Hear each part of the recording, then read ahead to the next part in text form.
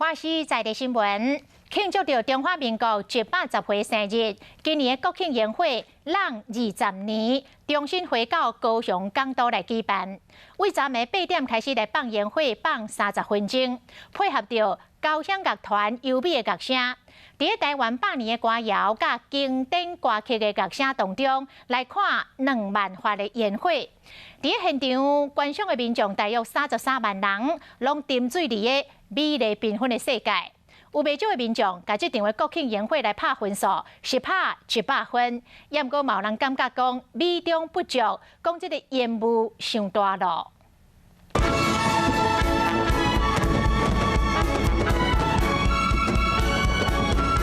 七彩花球烟花，再加上经典歌曲。国庆即天放半点钟的烟火，甲高雄的暗暝拢照光。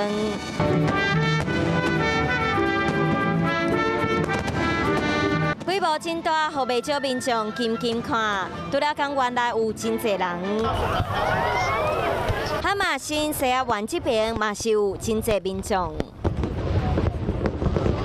大家拢摕手机相机要来翕相，甚至有人开直播，和无法度到场的亲戚朋友做伙分享。还在卡住，整个机车道呢，基本上都是停车场。有的人要来搭车，未赴赶到海景的第一排，只要赶紧把车停伫路边，直接在现场下车开聊，然后是拿着手机啦。车路煞变做停车场，大家拢落车来看上水的烟火。我就是知道国庆烟火在高雄，它非常难得，所以就想说，就是一定要亲临现场。亲临现场跟在电视上看转播那种身临其境的感觉是非常不一样的。真有气势，看了规个人妖沉醉其中。看到那么精彩又壮观的烟火，真的觉得很值得。选在港口边释放，非常的浪漫。过23年，高雄烟火又回来高雄，这摆初步估计到现场的人数上侪是伫普治艺术特区、高雄流行音乐中心，哈马新嘛有3万多人，基天4000多人，其他的点嘛拢超过3000人。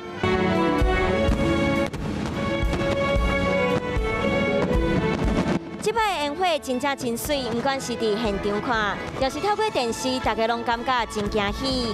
不过过程烟雾流啊较大，互一寡人感觉有淡薄可惜。